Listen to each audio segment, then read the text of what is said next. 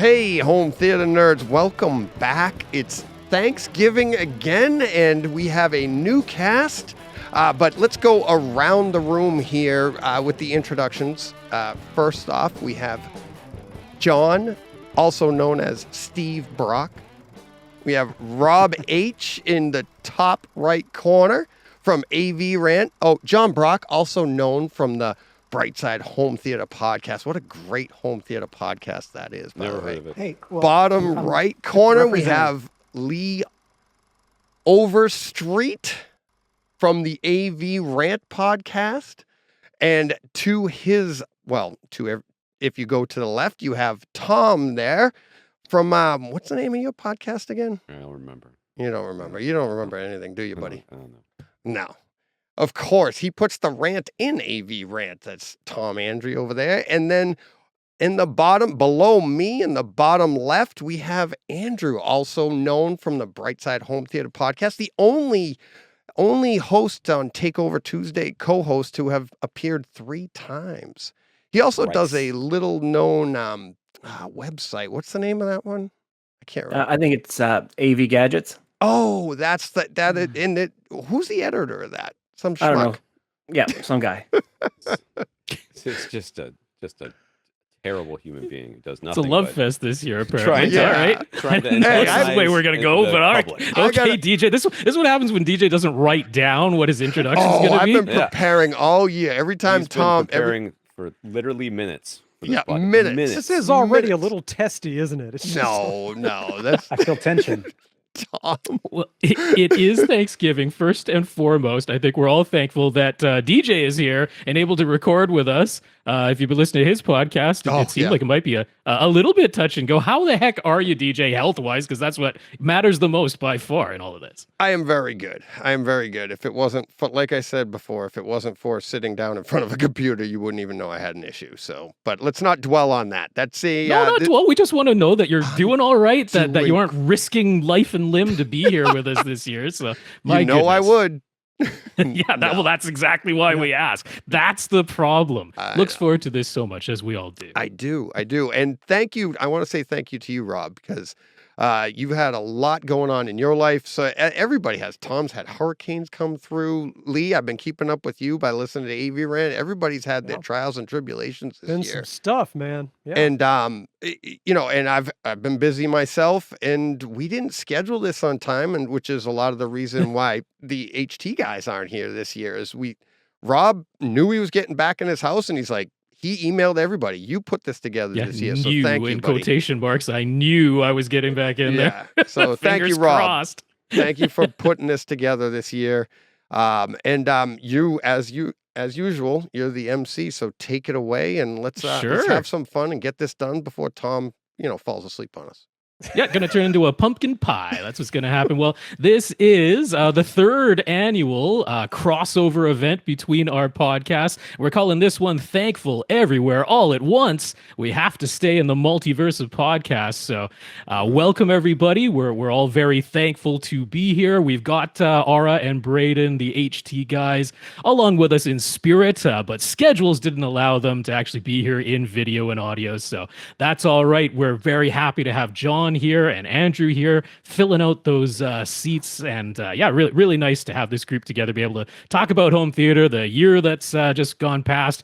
Like Lee said, we've all gone through quite a bit, so we're very thankful to be able to come and chat with everybody and put something out here once again this year, and that's going to be a lot of fun. So we do have a couple new, can't quite say faces, because Andrew does not have video with us. He's here in audio. But why don't we start off with Tom? You're actually the person who got Andrew introduced to me, because you're the editor over at avgadgets.com. Andrew's a writer there. So why doesn't Tom do a little intro for Andrew and let us know who he is? Sure. So those of you that know me or don't know me, I've had an almost 20-year career in audio and AV, writing, news, reviews, editorials, just about everything else. I've been doing the AV Rant podcast for, I think it's like 17, 18 years at this point. So it's been going on for a little while. So I've got a little bit of a history in this. So every once in a while, you come across a lost soul. And these are people that have just slipped down the slippery slope of audiophileness and hit rock bottom. And when they hit that rock bottom, they find themselves surrounded by AV gear that does literally nothing. Just quite literally. It's just all it does is it allows you to buy more expensive and thicker cables. And that's where Andrew was when I found him. He was at the very bottom of this pit of audiophileness, where he had DACs and external amps and the power cords and just stuff, just so many, very many stuff things. So Andrew reached out to me in all seriousness here. Andrew reached out to me when I was first starting up AV Gadgets, which is something I've been doing for a couple of years now, which is a website that primarily focuses on home theater, but it's a more educational site than it is something that's trying to sell you a bunch of stuff. We have affiliate links just like everybody does because we're trying to stay afloat, but we're really trying to educate people. So Andrew reached out and expressed an interest in writing for AV Gadgets, and he had written before online. He had sent me a couple of links to his previous articles, and I couldn't tell if it was all him or if he had an editor that helped him out, but it seemed fairly coherent and he could string a couple of words together. So I asked him to write a couple of things, and they were good. They were good, or at least good enough, and that's what I was kind of going for at the That's time. some high praise, Andrew. Just so you know, I've known job, Tom Andrew. probably longer than you have. That's Good some job. high praise right there. Exactly. Yeah, believe me, I've never said Good anything enough. about Lee being good. So let's No. just put it right there. No, he hasn't. That's never happened.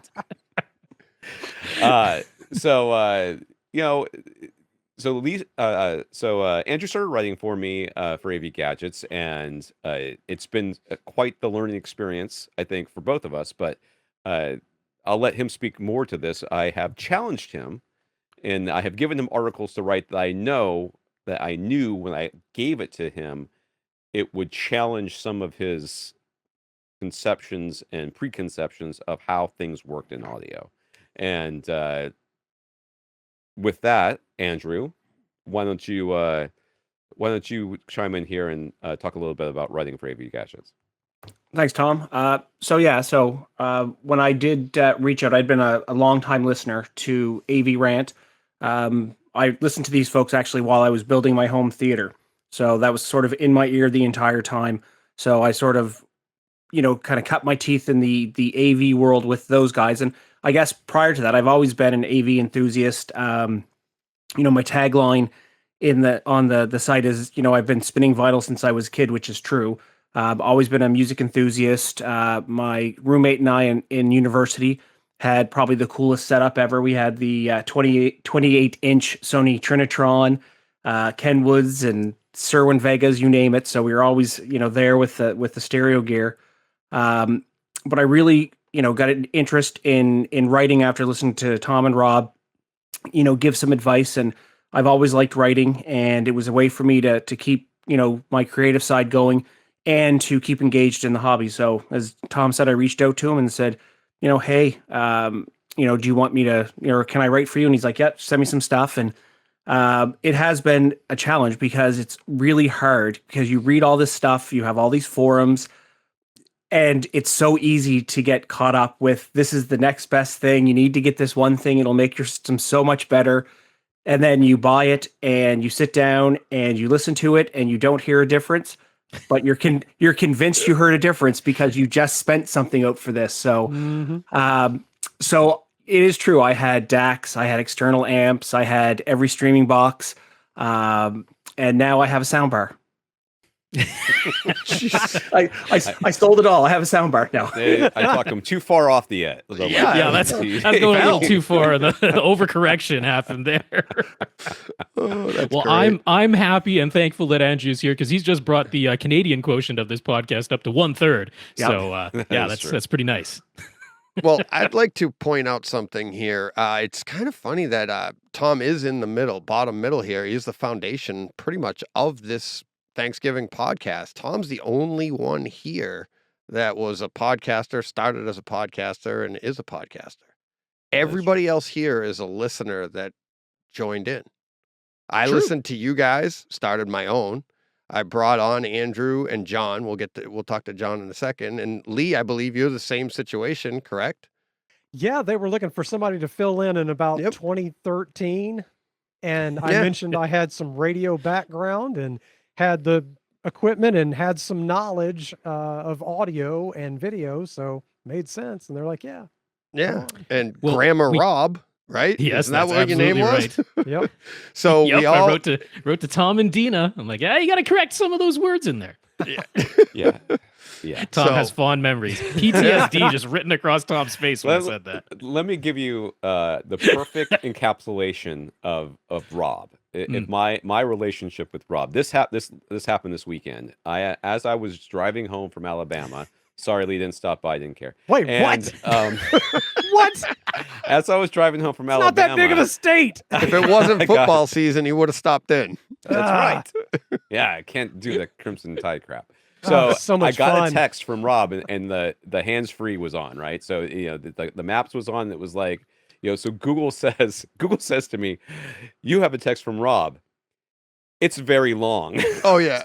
Wait, that one was long? I don't remember that one being long. I And can't. it just had a big link in it. Is what Oh, it had a the big was. link. Yeah, but there you go. That's what it was. that is pretty much every email, every text I've ever gotten from Rob Yeah. can be described as very long. That is what it is. So I would get Verbose these might be- massive might be a emails good from Rob that were, like why I should have used who instead of whom, or vice versa, and it was just I did one with Rob like that. Like a month ago, Rob? I said, hey, can you give me a call? I got a question. And we ended Oh, up yeah, yeah, doing yeah. it all through text. But I was Yeah. like, it would have been probably a 10-minute conversation, but knowing I Rob don't and know I, it about would have that. been an hour. But that, because we just get going. But the text, Tom, same thing. I'm like, how does he type so fast? And his, just- I'll send my little square back, Yep, and he the thumbs sends are back going. these long rectangles, like 2 minutes after. I was like, I can't even read it that fast. How the hell did he type that thing? Well, we it's a can't. talent. Before Yeah. we speak to John, and I'm sorry, John, that you've been so Yeah, quiet for so I- long. We'll get to you in just a moment. I promise you. That's, trust me. Not We to can't worry. do anything associated with AV Rant as far as introducing somebody new to the AV Rant listenership without finding out what the heck is in your theater, Andrew. We've got to know the gear lust, what occupies that home theater room. Is that a of yours. sound bar? Yeah, that's it. Soundbar. I've No done, display. I've done some expanding this weekend. nice. So I when I wrote this up, I started at the top of my rack and worked my way down. So at the top of my rack, Tom, shut your ears, is a Project Debut Carbon Evo turntable. So I do have some vinyl. I've got an Xbox Series X and NVIDIA Shield Pro 2019, which is my main streamer. For Lee, I've got a Sony VHS in there. Yes. Yeah. So he and I were talking over Twitter because I was trying to find my forever VCR and I found it. Sounds like you got it. I'm so Yep. happy. VCR. Forever VCR. Yeah. Don't worry. I have That's 5. great. Quite possibly not by choice. I've got both a Harmony Elite and a Sofa Baton X1. I'm not ready to give up my Harmony Elite yet, but I have faith that Sofa Baton's getting there. Powering it, I've got the Onkyo TX NR 7100. So I got that when my X3600 died, and I had a chance to grab one of these right away, which was really nice because it was in the middle of the pandemic. And it had Dirac Live, so I said, you know what, I can try Dirac, and I can write an article. So that's where that one came from. I've got an Aircom T9 cooler on top of that. It is an Onkyo. Actually, it's not that hot. It doesn't run much more than 90 degrees. Oh, good. So I'm pretty impressed. I've got a Sony mini disc player in there. Yes. Yep. I've got a Pioneer Elite CD player. So I've got some tech, and I've probably got about 4. I'm looking at 2 CD players on a shelf right now in front of me in my computer room. So that tells you kind of where I am. Yeah. My displays go ahead.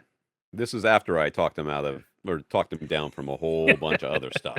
So believe me, it is much better than it was before. Go on. For my display, I've got an LG B9 OLED 65 inch. Yes. And I've got since I am Canadian, I've got Paradigm Premier 200B bookshelves and 600C center. So it's that big monstrous tower speaker pretty much laid on its turned side. on its side. Yeah. And I've got a couple of subs. I've got a SVS PB1000 and a Monolith M10 V2. So I'm covered for bass for sure. And I should add that I'm in a probably 13 by 21 room, and I sit maybe 6 or 7 feet away from my speaker. So bass is more than adequate. I've got a lot of room treatment. I've got 6 or 7 panels all throughout my room, behind my speakers, in the back of my room. I've got a monoprice articulated mount, which I really love, some Sanus speaker stands, and Philips Hue lighting all around. Excellent. Very nice. Nice. I like that setup. So yeah, we the mystery man of the hour here been sitting alongside us and hasn't said a peep because we haven't let him.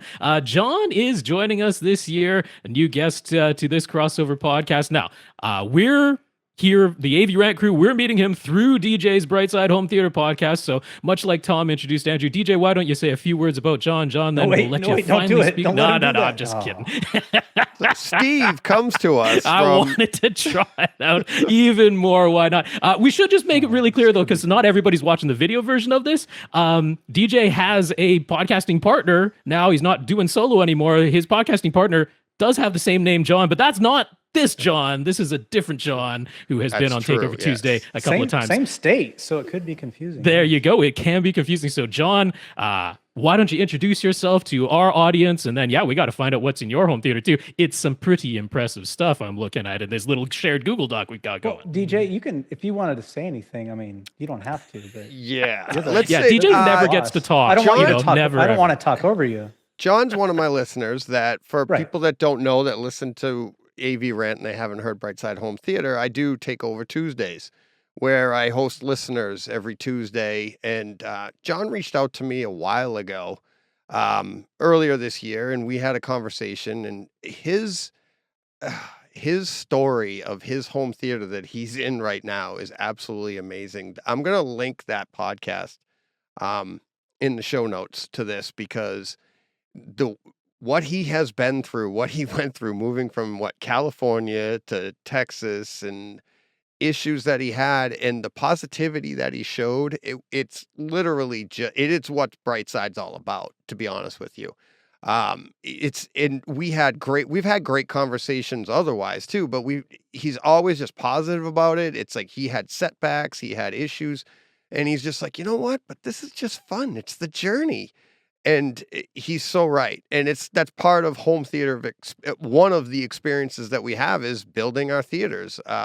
Sometimes it's forced upon us, like what you're going through, Rob. And other times it's, choices that we make, and we want to change things up a bit. And John's got a lot of both in there, of those issues. And I was happy to have him on. I put this out on my stream, and I said, first person that's going to show up, I'm going to ask him, and I'm just going to keep going. And John was the first one. I go, John, you want to be there? And I was like, I hadn't got the question out, and I saw the reply in the stream. It's like, I'm there. I was like, all right, buddy. So I couldn't be happier to have him here. John, why don't you take it away? Introduce yourself to everybody and tell them a little bit about your story. Thanks, Deej. I appreciate that. That's nice of you. Not sure what you were going to say. DJ and I have had a short but torrid history. Steve. Jeez. Wow. Anyway, you'd have to tune in to find out about that. But It's fun. yeah. So I've kind of felt for Rob as his recent calamities that he's had to deal with. I don't know a lot of the details, but I know involved you were forced out of your home and had to find elsewhere, and in dealing with insurance companies and moving back in and all that. So I can relate to that as one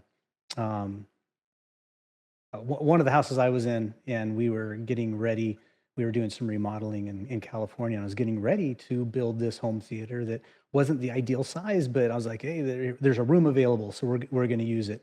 And after, it was a good size house, good size property, so there was a lot to get done before I was going to be allowed to build my home theater. So priorities, and after 2 years of priorities and getting the house how we wanted it, how she wanted it, how the family needed it, it was time to start mine. And then I'm like, I don't know, I'm not totally happy with the room dimensions, and but I'm gonna get started on it. I'm at least going to get started because I do a lot of planning, maybe over planning. And as I started planning that, and I had already had the speakers, Pacific Sales. Is anyone?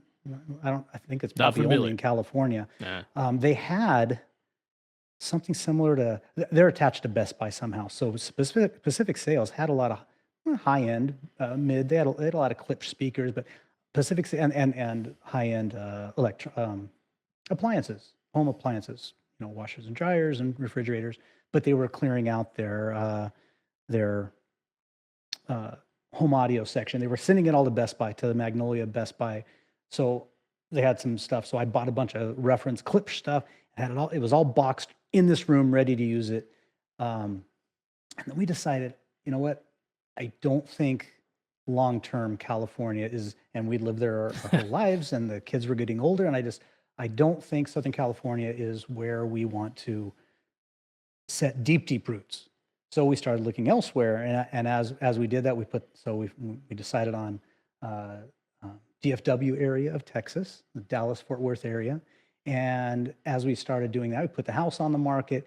We did some remodeling, get the house put on the market after doing a significant amount of remodeling and kitchen and master bathroom, and you know what that could look like.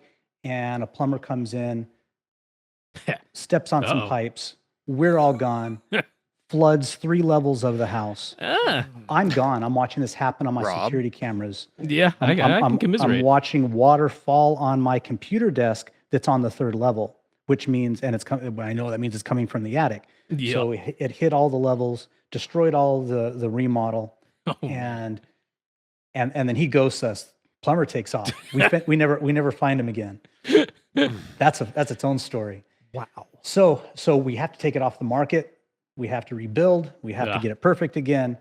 Fast forward 5 months, we put it on the market, and we get out here to Texas, and I find a house. I'm like, okay, this next house, like we looked at 22 houses, and everything, as all of you would. The first, where am I going to put my theater? How am I going to make it? How would this look? I mean, every single room. How do I turn this room everything into a theater? else negligible. There's an Babe, oven you like in the this kitchen? theater. All right, but yeah. So Strange place to I put found a washer and dryer. That's right.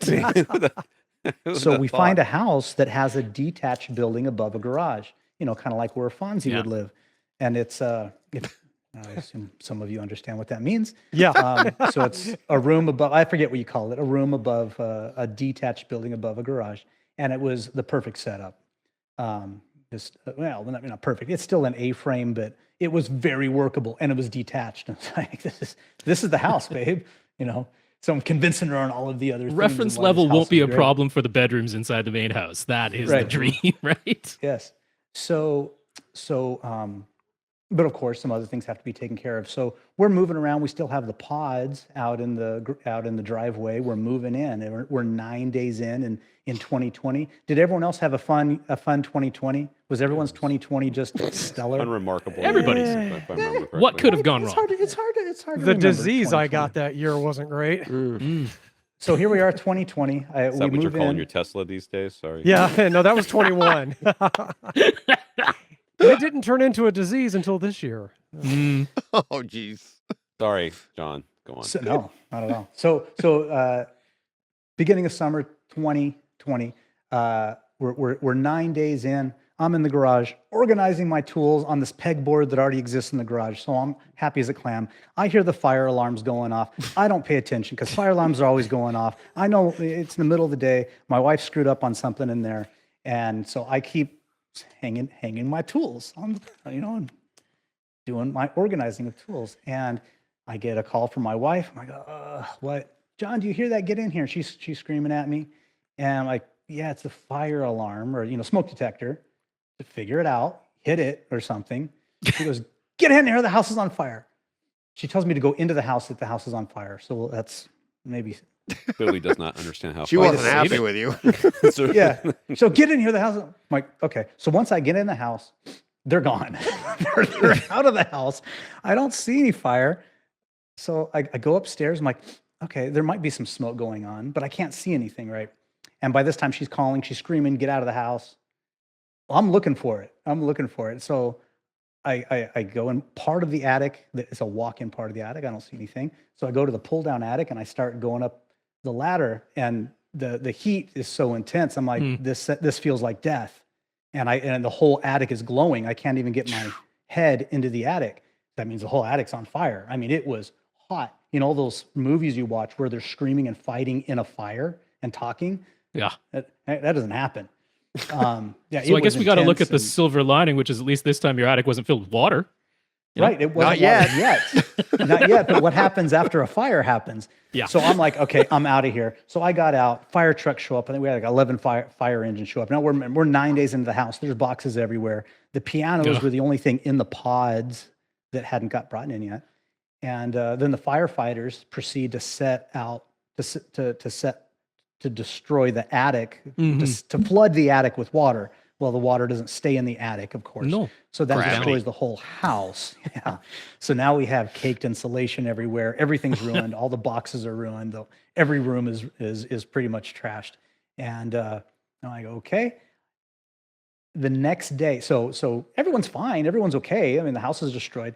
The next day, I get a call from the remodel person who was supposed to start my home theater, because I got this started months before. And he's like, okay, I'm ready to start the demo and we'll get you this home theater room going for you. And I'm like, I apologize. I didn't get a hold of you yet. My life's been chaos the last 24 hours. The remodel's not going to happen. My whole house, not burned down, but was destroyed from the fire and the water. I'll call you in probably about a year. You know, come by and look at it if you think I'm kidding. It's really happy. Yeah. He's like, come on, really? So anyway, so it's put on hold.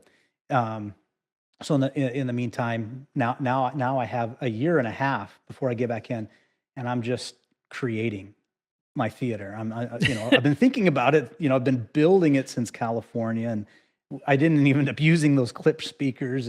But I'm building it. I'm dreaming. I'm learning. I'm watching all of you guys and different podcasts. You know, Youth Man, right? I'm just learning about stuff. And of course, you know, that the more you learn, the more, as Tom can attest to, you probably the more trouble you get yourself into. But I didn't have Tom to talk me down out of anything. So That's what he's here to do, man. Free podcast. So I start building this theater, start buying things and putting it in the garage that wasn't destroyed. So now that I've moved back in, I've been back in for about a year, but of course moving back into pretty much essentially a brand new house where every wire is new and everything is, you know, 2021 code and everything, but you know, things have to get dialed in. So the theater didn't get started right away. That was not a priority to other people in the house. But now that it has, I finally said, okay, it is time to pull the trigger, stand back. Finally, yes. Yes. So the room is I kind of narrowed it. I kind of brought in the walls and I brought down the ceiling, because if you think like an A-frame doesn't have it's not a rectangle. So I narrowed it a little bit, brought the ceiling down a little bit. And what I ended up with is a 17-foot by 25-foot by 11-foot. And it has a 15-inch riser. If you go and plug those into the room mode calculator, that's just about ideal. I'm thinking maybe there was a bit of that going on here. It's not bad. It ended up pretty darn good. Yeah, not a perfect rectangle because there is some A-frame left over, but it's okay. It's still going to work. It's going to work fine. And just to tease people a little bit here, I'm looking at the list here. Like, you must have had some good insurance, because this is like a who's who of pretty much dream equipment for most of us home theater enthusiasts. So. Remember what I told you? This is a detached building, so none of this whole room didn't get covered. Yeah, this wasn't burned down. Unfortunately, well, I'll say unfortunately, but you know, unfortunately, this wasn't. This had to just be slowly acquired over time. But still, I digress. So yeah, I have they're all focal speakers. It kind of started with I had bought Sopra Tower Sopras, and I was locked in on those when I demoed them at an audio video place out here in Texas. and they were the piano white versions. They look like stormtroopers with a black neck and everything. And so my wife loved the sound, and I loved that they look like two stormtroopers standing guard. Nice. So they're all full. It started out with those Sopras, and it's a 9.4.6 setup. The Tower Sopras, and those are complemented with the 1000 series in-wall, which are as close to an in-wall that you're going to get to a Focal Sopra. Still got the inverted beryllium tweeters that Focal is so famous for. Right. So you got radioactive tweeters going on everywhere. The center, Toxic, the sides, not radioactive, just toxic. Just don't crush them up and breathe them in. That's all you got to worry I about. like You'll to be say fine. radioactive. And the rears Atmos, they're all the 1000 series. Nice. And then RTJ subwoofers, I have the 18-inch. I have 4 of those, so 2 in the front, 2 in the rear. And then the JVC NZ8, it's actually the 3100. Yeah, the laser reference projector. series over on the JVC Pro side, but it's the equivalent sir. of the NZ8. Yes. And I just got that. Let me brag about that a second. I just got that returned. Has everyone ever heard of Chris Deering? Oh, yes. Mhm. I'll raise your Famous, hand. Of course. well, more than a calibrator, but famous for his calibrations. Absolutely. So I sent that off to him. He just got it back to me the other day. So I had him, because he has a studio where he can make he can mimic your room with the distance and the exact screen material and everything. So he can, and then you just send him the projector. So he's able to mimic your room pretty dang close to the exact thing. So he did that for me, and I just got that back. And I have that in a projector lift by Future Automations. I do have a MadVR NV video processor. Did you send that along to Chris Deering at the same time to let him use that? Or? I asked him about that, and he said, if you had a Lumagen or a MadVR, it's not really going to matter. What I'm going to do to your projector, the MadVR is plugged in after that. He knew that I had it, so he gave me all the specs, and he said, just put it in natural mode. Yeah, you'll be fine. And then I have someone helping me on this end do all the acoustical audio calibration, and they will dial in the NV for me. So he knew that ahead of time, so he was able to do it. And then, of course, this is all complemented and all surrounded by the brains of it, and that's the Trinov Altitude 16. And so that's powering all my audio. And I do have amplifiers from Audio Control. Savoy and Avalon are doing that. And my screen is a StudioTech 130, StudioTech 130. We know a certain man named Carl who's going to be very happy to hear that you went with the Studio that's Tech. true. Yeah. Hi, Carl. It's great. It's a 16 by 9. I know. Hooray! A lot of people, Even with a Mad VR envy, this man I'm not decided scared. that I'm not taller scared. content should be taller. That's amazing. right. It's fantastic. I didn't mind doing that, and I have no problem doing some masking. I can put some velvet on the top and bottom when I feel necessary. And my man DJ created a video on how to do that yourself, and just making your own velvet panels on that. With all of this stuff and No, all I of your don't gear, have- you're gonna make it Yes. yourself. Hey, I got it on some of this. I got to say it's DIY. Okay. Okay. So that's going to be my DIY. That'll be my claim that I did some of this myself. I'm going to make some foam velvet. Everybody will And be I'm able gonna- to tell because it'll be the one wonky thing in the whole theater. Yeah, I think that's off and then they'll center. say, and that's why I don't DIY things. I'm I made actually that working one, on everybody's like, another yeah, we know. design It too. keeps Yeah, I falling can down in totally front of the tell. screen. Is that supposed to happen? The feature? screen's a 150 inch, so good size, big boy. Yeah. I am going to have Kaleidoscape. There's 3 hours we could talk about Kaleidoscape right there. So I will not. We all know it's amazing. Apple TV 4K will be my streaming. I have a Rayvon X200, which is just the 4K Blu-ray player. I also do have a Panasonic 820, but that's in my media room in my house. Nice. So still shout out to Panasonic. They're great as well. Nothing problem with that. URC is doing my automation, which is universal remote control. They've been around longer than I want to say longer than Control 4 and They have been Crestron a and long. yeah, not they have all Crestron, the I think, but contracts with yeah. everyone too, and so yeah, they're great. And the people doing the install, that's what they know the most. So I'm like, fine, as long as it's user friendly and the panels look great, and yeah, so that'll be good on that. Acoustics is doing my room treatment as far as all the acoustical panels, and they're not so they'll be exposed because they're kind of they're prettier than just a foam insulation. They are like a little bit more 702. expensive than some of the the gig products that we talk about a lot of time, the Acoustimag, but you're paying for that little bit higher end finish, the nicer appearance of them. So it all Right. makes sense. It'll kind of make the room look a little teched out. So Sure. I'm excited about getting those in because those are sitting in my garage right now. I have all the Philips Hue lighting in kind of accent around some archways in there, and then around my all my stairs have the Philips Hue in as well. And DMF lighting or the can lights are DMF.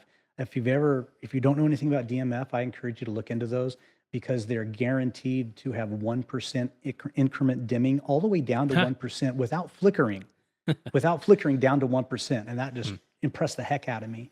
So I really I zoned in on that because I think that's so incredible to have that and just make it really nice. I have the Tuscany Ultimate Luxury seats going in. I have a custom couch as the second row behind the theater seats. And then I have cool That's where Lee's going to lie down sideways. Got to have that couch for Lee. That's how I watch movies, is sideways. It's a wonder I can hear surround sound at all.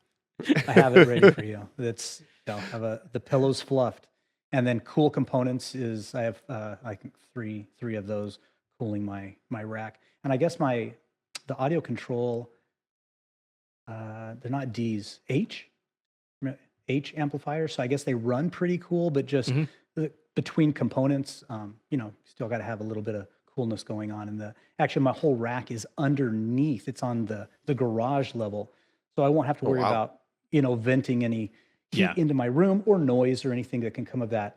So, of course, the Blu-ray player and things like that will be up in the room, but the rack is on a separate room, and I think that will be more convenient than inconvenient. But we'll see, because that's how it is. If some of those Vicoustics panels are still not installed there, make sure your Trinov guy doesn't show up before they're in there.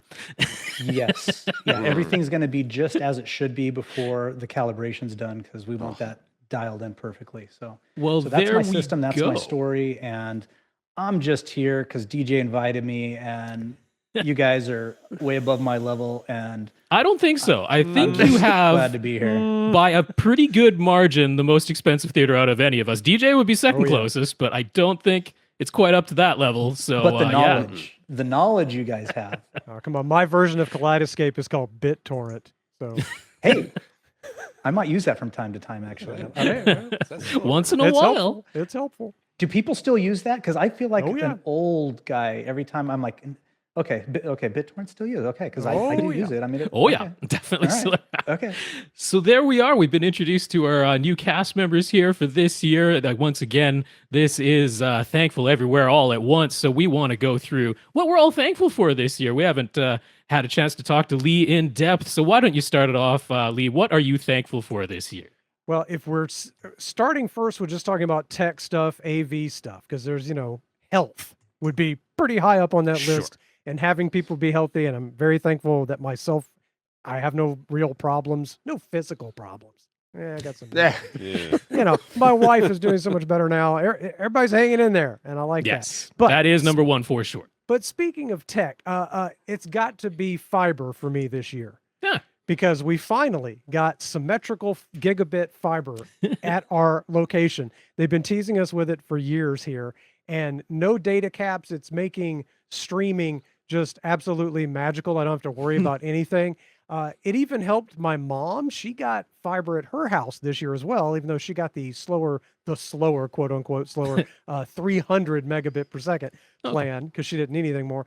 But she's discovered all kinds of cool stuff because now she has a Roku, and she found like the little Roku channel and like Tubi and other things. And we got her YouTube TV, and she's in hog heaven. She slowly figured it out, and she's off to the races with it. That's so much fun. So fiber's been everything. Like the audio that I upload to Rob when I'm on with him. The first time I uploaded that audio, which is usually a couple of 100 megabytes, usually I start the upload and I check and see that the bit rate is normal and it's uploading, and then I go do something.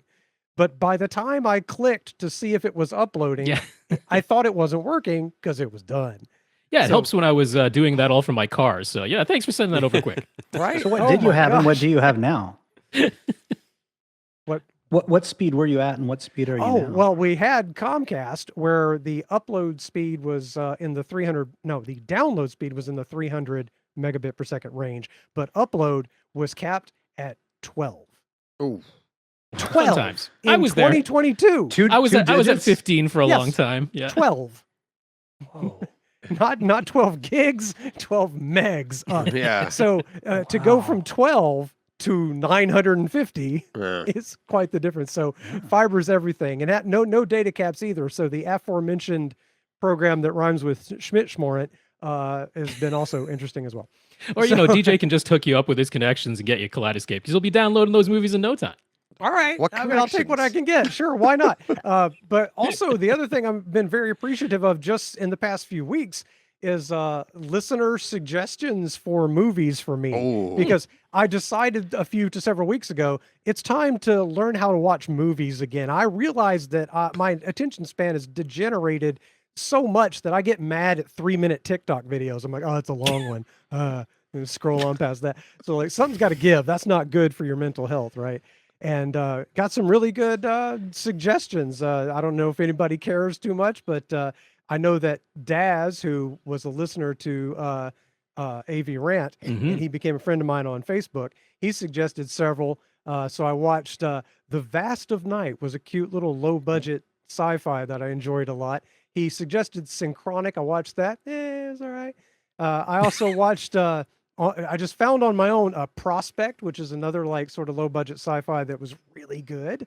I like that one. Recommend. There's a theme here, by the way. Yeah, Yeah. I tend to like the funky little weird lower budget ones. The bigger blockbuster sci-fis usually I'm rolling my eyes at. Although I did watch Annihilation, that was kind of a bigger budget, big studio, and I guess I didn't love it, but Natalie Portman, so that was kind of fun. But so that's what I've been doing. Now I'm getting excited about movies again, and it's been a challenge. I won't say I've watched every one of those all the way through. I did take breaks, but I'm getting there. All right. I thought you meant you wait. stopped. Okay. It's a real This is mental the effect. worst movie review I've ever heard, by the way. In case you're wondering, I didn't watch the movie all the way through, but it was pretty good. No. How does that What I even mean is work? I didn't watch it in one segment. Sitting. All It was right. in a contiguous viewing. Yeah, right. No, I watched these movies I mentioned all the way through, just not all at once. You Totally watched them understood in what you were 3-minute increments like Yeah. TikTok. That's right. You need an Watch them editor for in, your movie reviews. That's all I gotta say. Just I didn't think anybody wanted details on these movies. I'm happy to talk about them if you want. I've got opinions, and I can tell you why I liked what I No, liked. you come but on my show and we'll talk about it, Lee. Let's do that. That would be the appropriate place to talk about the details Exactly. of these movies and what I'm getting into, and maybe why I like these little low budget efforts Yeah, so much. that sounds like fun. Yeah, that would actually be we can talk about lower budget films and what constitutes Yeah. a good one or a bad one. So yeah, there's if anybody wants to hear, I'm happy to talk about it. But also the other thing I'm excited about and thankful for this year is normalizing prices for computer parts. Yeah, I think we can, thank all the cryptocurrencies dying for most Yes. of that. But yeah, there we go. Yes, I'm sorry. every dollar that Bitcoin and Ether drop, I'm just like, yes, destroy Well, that Ponzi wealth. scheme Yes, finally died, so yeah, we can get back our GPUs. That's right. nice. So I That's actually, right. yeah, I've got a pretty good system I'm going to put together. I just bought stuff that finally I'm going to have a modern system. The one I'm using right now has served me well, and it's actually still quite nice, but it's from 2014. Time to move on. Now you can be a BitTorrent server and just instead of just a peer, I could with yeah, probably not. Let's not say that out loud. No, just kidding, folks. So yeah, DJ, we haven't talked to you too much at all since the beginning of this podcast. So what the heck are you thankful for this year, my man? I wasn't expecting to go next. I am, believe it or not, what I'm most thankful for. If you guys remember last year, I talked about what I was thankful for was IMAX Enhanced being on Disney Plus. Because what I liked was that I think it's pushing the envelope. And so this year I'm going to follow it up with streaming media. It's In general, overall, just in all of it? general. I'm so thankful for it because I think it's going to Even as you sit there with a Kaleidoscape that you buy Yeah. a movie for every 10 minutes, what the heck's going on, man? No, because you know why?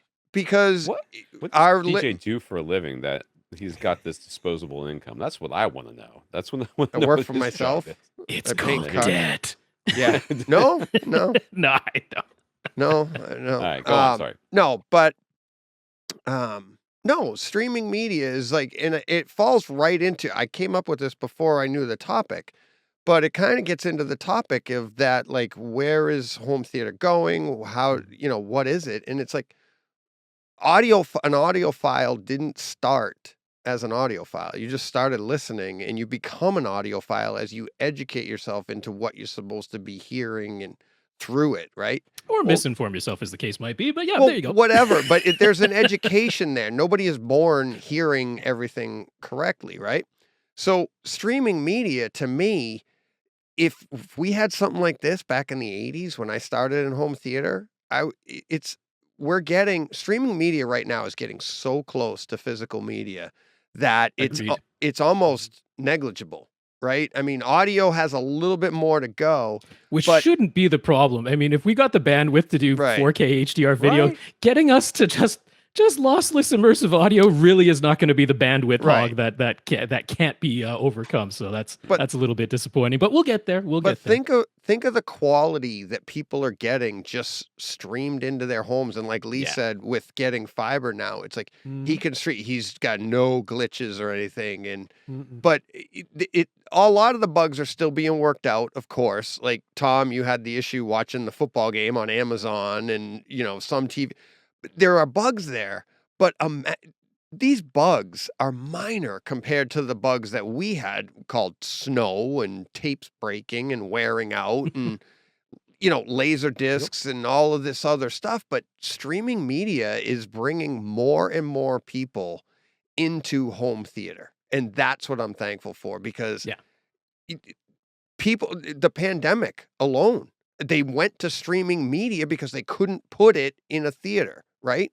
And what ended up happening is people are talking about building theaters. People are, coming into our world because of this. They want to get more out of their streaming media. And did I had Laserdisc back in the day. Do I have a Kaleidoscape now? Yes. But it doesn't mean that it's like, what started you out? What got you going? And it's stuff like this that's getting, who knows what the next, best version is going to be. But there are a bunch of people watching stuff now, kids watching streaming media now, trying to get the most out of their systems. And someday they'll elevate to the next level if they choose, like we all did. And that's, I love that that's what I'm getting. And I get a lot of listeners commenting on that as well, that they don't need a Kaleidoscape because they have an Apple TV 4K or they NVIDIA Shield, and they're streaming everything in and they're happy with their quality. And there's nothing wrong. That's awesome. That's perfect. You're getting everything. It's a great experience, and it's not that far off from physical. And it's a great entry for home theater fans. So as far as movies content, I think my listeners would be a little upset. Sight, sound, scenes, DJ. What's The what sights, the sight, sound, sounds, the scenes have you thankful scenes. this I year? mean, come on. It's the movie of the Can't year. imagine. It's Top Gun Maverick. And it's not only do I love the movie itself, I loved it in the theater, couldn't wait to see it at home, but it is driven the home theater market. I just love to see that face out of Tom when I do stuff like that. It has driven the home theater community nuts with their, variable aspect ratio. Should I have this screen? Oh, I bought this screen. Oh, I got a 240 to 1 screen. This is horrible. Well, nobody told you to buy that. It's like John's Wow. doing all right with his Some of 150 us actively told you not to buy it. Exactly. But And it's I like, can't think of now- anybody who would be that person. I have reasons I might get one someday, but it would be like if I had a really wide room that isn't very tall and I wanted it to be all screen. I get that. But after the fact, I'm not going to get all upset because an artist decided to make something variable, or like the title of this show today with, Everything Everywhere All at Once. They've got all three aspects going in that and utilized very, very well. It's part of the movie. But what did Maverick do? It got everybody talking. And it got everybody going. And Mad VR jumped right on that with their instant change, and it's changed the market. And then Lumagen did the same thing and all of this stuff. but it created this hubbub, not only about the movie being just a fun blockbuster movie itself, but also what it's done for the tech part of home theater. I mean, just been fun all around. I think 2022 has been a fantastic year for home theater. And DJ being DJ, he did watch it streaming. He also watched it in the theater. He also watched it on Kaleidoscope and probably has the physical disc too. Am I right? Just gave it away. Yeah, I bought it and just gave it away on my show. So, yeah. Congratulations. Thank Well, you. Tom has been enduring all of this for a little while. He's been biting his tongue for most of it. So, Tom, why don't you let us know what you're thankful for? We'll turn it around and be all happy. Happy Tom now. Yay! Happy Tom. Let's talk about all the happy things I'm thankful for. There's a lot to be thankful for in home theater in general. I don't have a specific piece of equipment. I review a lot of stuff for AV Gadgets. I currently have a short throw projector in for review that I haven't. I'm waiting for an HDMI cable to come from Monoprice, believe it or not, so that I can review it.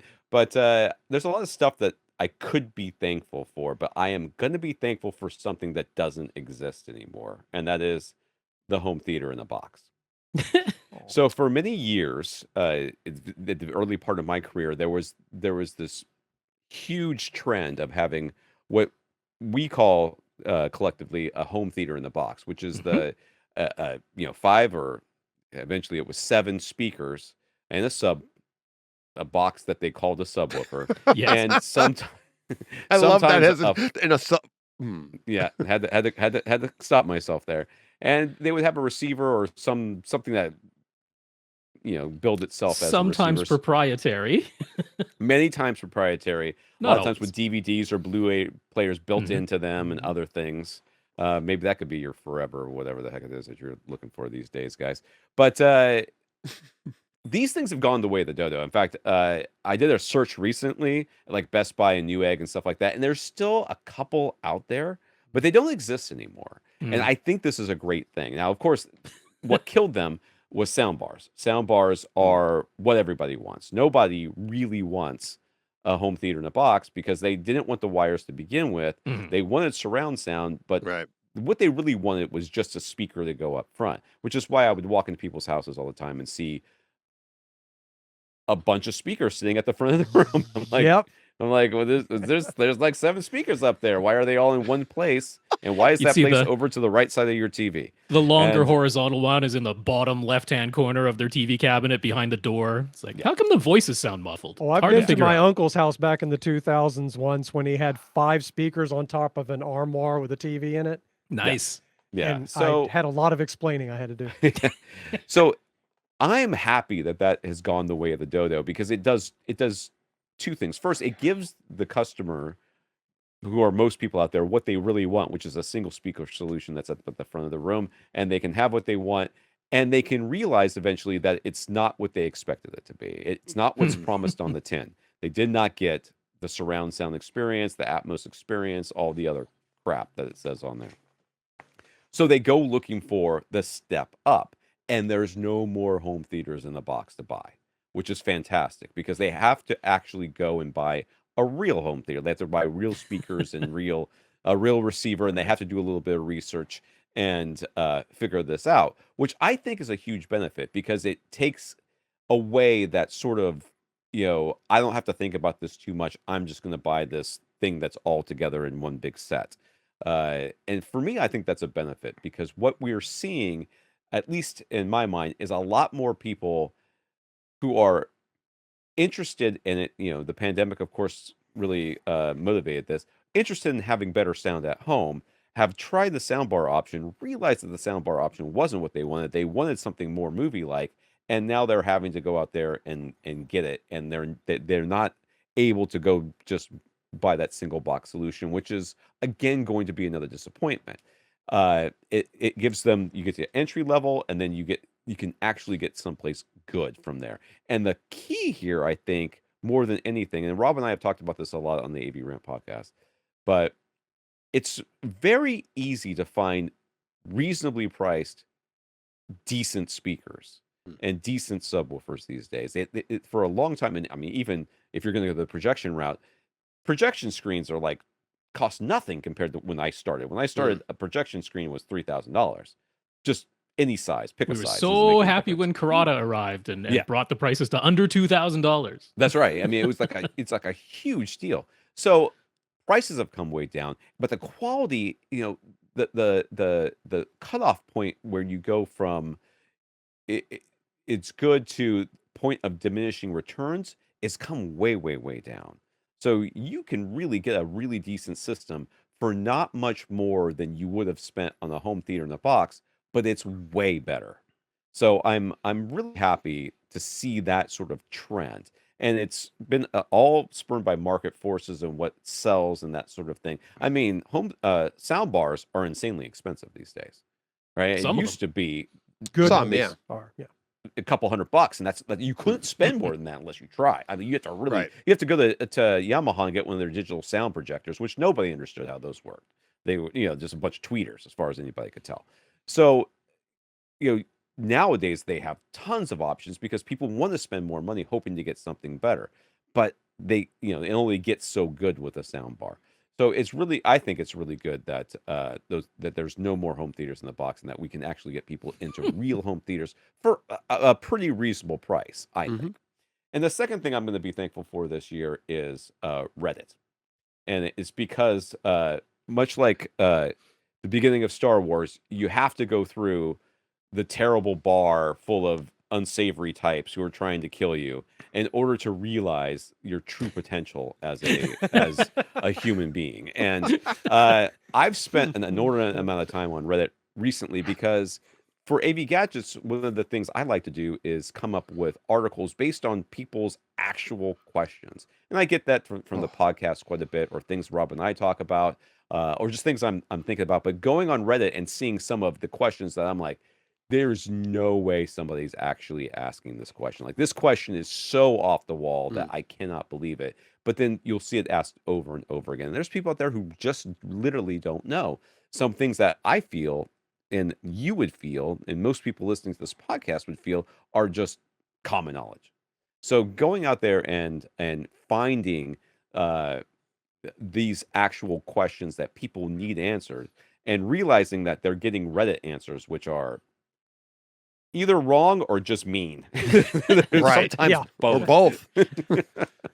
So being able to go and get like an insight into what people are actually asking without having to try to go through the forums of AVS or some of the other places, which is nothing but a litany of, Google it or, use the search or whatever. At least now I can go through there and find some really good insight into what people are actually thinking about. But I really can't stress enough how I think it's so important how quality has come up and prices have come down to a point where home theater, to get a good home theater. I mean, I'm not talking about. So John's home theater is amazing. He's got all the most expensive equipment. You can get a lot of that performance for a fraction of that price, and depending on the room you're in and everything else, and just be amazed, to get to the point where you no longer want to go to a theater, like a movie theater, because your home theater is so good. That's not that hard to get anymore, and I think that's phenomenal. So that's what I'm thankful for this year. Alrighty. Well, you know what? I think I'm going to let myself go next year because mine's pretty obvious is what I'm thankful for most, which is I'm back in my apartment. That's very nice. After it was 99 days exactly forced out of there. It was a burst pipe. So yes, that's why I was commiserating with John's earlier story of a flood. So not fun times. Not highly recommended. It was one method of getting my apartment cleaned, but I don't particularly recommend it as a great way of doing that. But in terms of home theater tech, I'm going a little bit possibly surprising for me because I haven't really highly touted these that came out this year, which is QD OLEDs, quantum dot OLEDs. We had the first 55-inch and 65-inch quantum dot OLED TVs available from Samsung and Sony this year. And if you're listening to AV Rant, it wasn't as though I was recommending them all over the place. when you're using them in a lit room, the black doesn't stay quite as black as LG Display's WOLED panels. I didn't think that the ever so slightly higher peak brightness and ever so slightly wider, color volume was really all that much to write home about. But what I'm happy to see is just how quickly the technology seems to be progressing. They're already going to have the larger 77-inch screen size coming up next year. The prices came out way lower than anticipated. We were seeing that the 65-inch Samsung was going to be like $8,000 before they actually arrived, and here it came at $3,500, I think, when it first hit the market. So I mean, just how quickly that technology is going, and it does have some advantages over LG's WOLEDs. Not to mention, this just spurs on LG Display that much more to continue driving their OLED technology forward. And I mean, when you stack up OLED displays, whether they're quantum dot OLEDs or LG's WOLEDs, against the LCD competition, as good as some of the LCDs are out there, and again, some amazing stuff that like TCL in particular is managing to do at the price points, it's like, not that OLED is still that touch better. You still get that perfect black, that pixel for pixel perfect contrast, and nothing is really going against that. And then quantum dot OLEDs basically completely mitigate any of the fears of burn-in that the WOLEDs honestly never really had, but it was that in the back of your mind, it's ever so possible that it might happen one day if you're just really negligent somehow and left 2 pixels on at maximum white brightness the entire time right in the middle of your screen. So happy to see QD OLED advancing so quickly and coming down in price, and I'm looking forward to larger screens next year. I might take some of my insurance money and hold on to it for the OLED that I lost in the flood and be like, maybe a Sony QD OLED might be in my future. I don't know. Can't say for sure. On the content side, I've talked about this show quite a bit on AV Rant, but I'm going to come at it at a little bit different angle. Arcane League of Legends, which didn't even come out in 2022, came out at the end of 2021 on Netflix. But the reason I want to just first of all, it's the best thing I've watched in years. I don't know. Has everyone here on this panel watched? I know Tom hasn't watched Arcane yet. I haven't seen it. He hasn't watched. DJ hasn't watched it. No. What the heck's going on, man? It's like 3 2-hour movies. That's all Maverick it is. like 17 times. Give him a break. That's I true. know. You have to watch every Times, version. There's not many times in a day. But the reason I wanted to bring it up yet again is just that it has reset my mindset of how I'm viewing other content, which doesn't happen very often. I think there are only a handful of keystone movies and TV shows that come along every so often that reset your whole stance on what is the excuse? That's basically what it comes down to. I'm looking at some of the movies that honestly, some of them are getting pretty high praise, and I'm like, what is the excuse that in your 2-hour and 40-minute running time, you never got me to care about a single character the way Arcane League of Legends got me to care in the first 3 episodes, not the entire series, in the first 3 episodes, got me to care and emotionally react to a dozen characters? What's the excuse? And Arcane follows the rules of good writing. They understand structure. They understand how to characterize people with strengths, weaknesses, and quirks, how to introduce them, how to have them all interact. And it's it reset my bar for no, you know what? I don't have to say, oh, that movie was not bad, so it's okay. No, there's no excuse. They spent their time, but they did it in the writing. They did it in the storyboarding. They didn't do this animation as something that couldn't have been shot in real life. They chose all the shot compositions that a real camera could have had that shot. So what's the excuse of these 300 million, 400 million budget movies that can't make me care about a single character? So it's reset my mindscape, and I'm super thankful for it. And everybody go watch it. It's so darn good. All right. Okay, So okay. yeah, I put the rant in AV Rant. Do I?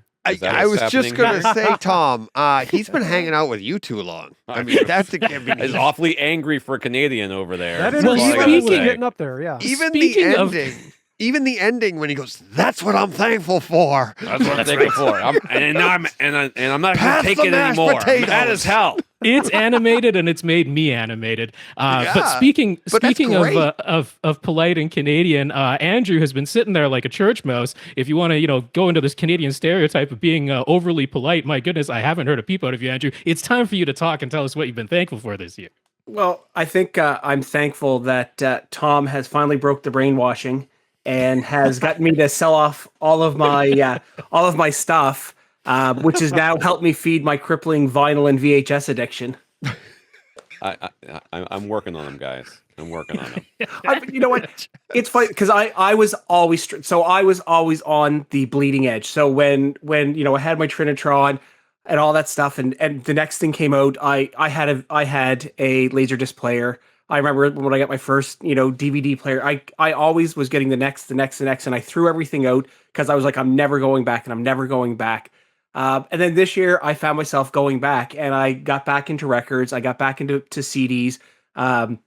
I got a VCR. I got a whole bunch of my VHS tapes from my mom's place. And you know what? It makes me thankful, going back. It makes me thankful for what we have now because, I mean, it was just, I remember back in the 90s, having, a VHS and we just watched the hell out of it or having CDs. It just brings me back to that really simple time where everything was centered around my home theater and my stereo gear and the fun I had as a teenager and a young adult going out and getting stuff. And it's brought me back to that. And, the resolution is horrible on VHS, but it reminds me of... There's resolution on VHS? Yeah. You It was just a pixel. Yeah. It's about 240 by 480. Yeah. There's some lines. They're kind of going in between each other. Yeah, something's going Listen, on there. I've got that Sony VCR auto tracking. It's amazing. It looks smooth. It's smooth. But wait till you see one of my JVCs. Jeez. Wait until, coming out next year. But it makes me thankful though for what we have now because I saw where we were, I see where we are now, and it's great to have that nostalgia and it's great to still have access to that stuff. So I am very thankful for streaming as well. And anybody that has heard DJ's podcast knows that I am the biggest Star Wars nerd out there. So I'm incredibly thankful for everything that Disney's been doing with Star Wars. For the most part, with the exception of McClunky, and Rob knows what I'm talking about there. Oh, yes, I do. Yeah. But I'm so thankful that, because I grew up on Star Wars, so Star Wars was my entire life growing up. It was sort of the one thing I attached to. I was never an Indiana Jones fan, never got into that fandom, but Star Wars was always my thing. And to have the quality shows that we're having coming out every single week, that are just blowing my mind every single week. The Mandalorian, Book of Boba Fett. I haven't watched Andor yet. I told DJ. Whoa, Andrew hasn't watched that? I was just going to, Wow. good thing I didn't say anything. Dude, you are in for a treat. Holy cow, are you in for a I treat? haven't finished it yet either. No spoilers. No. I'm gonna sit down. I'm gonna watch it all at once. I'm gonna take a weekend and I'm gonna sit down. I'm gonna watch it all at once. Definitely watch at least the first three together, like Yeah, a you I have. gotta watch the because first two I together, don't stop yeah. after just one. No, I actually did watch the first three, and then I said, okay, I'm gonna stop There and you I'm gonna watch the rest all together. And I've stayed spoiler free. So I am very thankful for that. For all the quality content that's out there for Star Wars. And I guess lastly, I am thankful for Tom taking me under his wing and, teaching me a whole bunch. Being an enthusiast, you think you know stuff. And, I too lurk the Reddit subreddit for home theater. And you do see quite a bit of advice, I use that term loosely, being given out.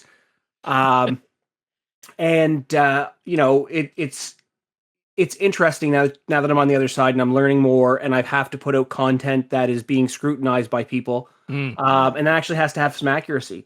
So I've learned a lot, and I've had a lot of my preconceived notions, really challenged. So that's been a fun thing because, I remember I wrote one article and it was very, very, I don't know how I want to say this, but it was very stereophile type of, when Tom writes me back and says, did you really hear that? Or did you think you hear that? And, he really made me challenge my notion. So I've dialed that back quite a bit. I'm not quite as jaded and cynical as him, but I'm almost there. No one Give it is. 20 years, my dude. do this for 20 years and see how you. That see how is the jaded you fun are. part of being into this and podcasting for this long and everything. It's like the longer we go, the less certain I become of anything that I talk about. It's what's your support for that argument? I'm like, you know what? That's a good question. It's like, I'm not sure I have a great answer for that right now. But I'm sitting here just shaken to my core that Andrew hasn't finished Andor. I don't know how to recover from that. It's taken all my willpower not to sit down and watch it weekly, but I thought I'm going to do this. I'm going to watch it all at once, and I want to experience it all at once, because I found when I watched Obi-Wan as a series without too many breaks, I found it was more cohesive because it was one to the next, so I didn't miss as much. So I'm going to sit down. I think it's 12 episodes, so I got a good weekend ahead of me. Yeah. Boy, Andrew's attention span is the opposite of mine, isn't it? Like the thought of like binging all that in one weekend, I couldn't possibly. 3 minutes at a time, Lee. 3 minutes Right. at a time. 3 minute lead, Bite-sized chunks. Yeah, but I can only do it for Star Wars. If it's anything else, I have to stop. Okay. All right. Fair enough. Well, John, why don't you bring us home on our What We've Been Thankful For this year in home theater section of this podcast? Well, I'm still building mine, right? So if we're going to talk about, no, it's going to be amazing. It better be amazing. If it's not, I'm blaming DJ. You deserve for it to be amazing, so Yes. it will be. That's Well, my everybody else prediction. blames me. Yeah. But so it's not built yet. But home theater related, I'm going to address it again. Having the detached building, it wasn't by chance. I mean, I went out looking for it, but that it worked out that I got the detached building for that is just like, out of everything, it's going to make that experience just so much enhanced of what I can get away with. Mhm. You're telling me you wouldn't trade it for a 10-foot by 12-foot den? Like, what are you talking about? Probably not. I don't know, man. I'm in Vancouver area. You're in Texas. My den probably costs as much as that detached building. So that's how it goes over here. I believe it. I'm sure. So yeah, the detached building, and then the wife that is letting me do it. I mean, summarized into one sentence, she said, "Just do it and don't tell me about it." That's Yep. a pretty big window of like, alrighty then. But she wants to enjoy it. She's looking forward to it. She's very excited. She's excited. So the wife and having the detached freedom, the sandbox, just to kind of to create. I also just the community that I've sought out for along the way, because there's not a lot of us out there, unless, I mean, thank goodness for the internet, right? Where we can all find each other. Because dang, I like all my neighbors, almost all my friends. Sure, they want to watch a movie, but they are just not into this stuff. 5 minutes in, and their eyes just glaze over, and they don't want to. They're like, whatever, just push play. So it's fun to get in the community of guys, even though there are a lot of there's intense engineering nerds that are not nice, but that's complemented with, and that's made up for with good guys like we have here. An engineer lacking tact vocally? I've never heard of such a thing, John. I don't know. Right. Talking nonsense. Talking about. They're so smart that they're almost too smart, and and that can have a lot of antisocial properties a lot of the time, not always, of course. But yeah, just the community and kind of what I've sought out, what I've tried to find. And I went to, are you familiar with M-Wave?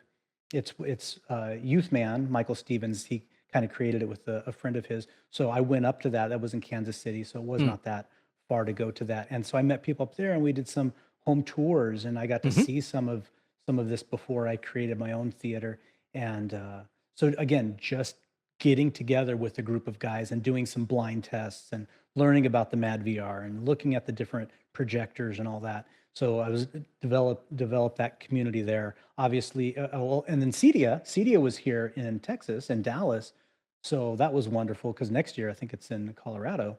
So so that was neat to again go to and learn and talk to people and just see all the electronics and just the whole industry, and just me from an outsider who is not, I'm not an integrator and I'm not a vendor. I just wanted to go and experience it. So that was, again, a good way to connect there. And then, of course, just meeting DJ, meeting the people in the community that he's developed, again, is just, so the community also is just really fun. And I have enjoyed that along the way for sure. And without a risk of, I don't know if there's rules, sounding like a commercial, I didn't do this all on my own. I hired a company that's based out of Dallas, and they're kind of big in the public eye, and you can bleep it out if you're not supposed to say anything, but it's called No, it's go called ahead. Dream Media. They have Sure. a big social following on Facebook and YouTube. Dream Media is the company that I use to help design my theater and hold my hand along the way, and what should I do with this? And I'm thinking about three of these different, amplifiers, or what kind of acoustics. So they really have held my hand along the way and helped me to, smooth my rough edges and kind of see what I want. And so Dream Media has really helped me. I would have spent twice as much, if you can believe it. If I was trying to do this all on my own, it would just be stupid. I would make so many mistakes, and sometimes those mistakes are good. But If you count the time put in, if you pay yourself for your time, that The can definitely be a time- factor. That is the that is time true. and the backtracking, if I had tried to do all this on my Right. own, would have been tragic.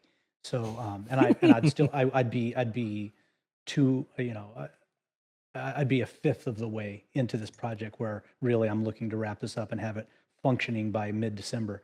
So, I wouldn't be that far along. And the last thing that I wrote down, which is kind of funny, because I knew DJ was going to say Top Gun Maverick. I put down my last thing that I'm thankful for sounds so bad. I put Tom Cruise, and that sounds so horrible. Dude loves movies, man. You don't have to be Yeah, he embarrassed about does. that. If my wife heard me say that, because she's like, "You love Tom Cruise," because I was talking about movies the other day and introducing my son to, like, hey, we should see A Few Good Men, and then the next movie, I'm like, Dad, what else should we watch? And, like, I'd come up with, we should watch Top Gun, and then, oh, Brendan, have you seen the Mission Impossible movies? And my wife looked at me like, "You have a thing for Tom Cruise, don't you?" I said, "No." And I Don't thought, we all? maybe I do. Maybe you'd I just do. like to see a man of my height run really fast. Very A lot of fast exertion and movies. effort. Yes, That's what you like. But you know what? Having said all that, yes, okay, I have a thing for Tom Cruise, man crush. But his passion Yeah. is what made. Now, of course, he wasn't the only producer. Jerry Bruckheimer and a team of producers made Maverick what it is. But he made that. As one of the well, I don't know if he was even the executive producer, Jerry Bruckheimer, and that team, right? They made that what it was, and not being scared, unapologetically making it a Top Gun movie in 2022, and not being scared to make Top Gun what it was, when a lot of the movies today are kind of annoying for one reason or another. And he said, "I am going to make this 80s movie on steroids." And He so leaned that was into it. cool that he leaned into it and played into it, and it paid off for him. And yeah, so yes, Tom Cruise, thank you. We thank you. 2022 thanks you.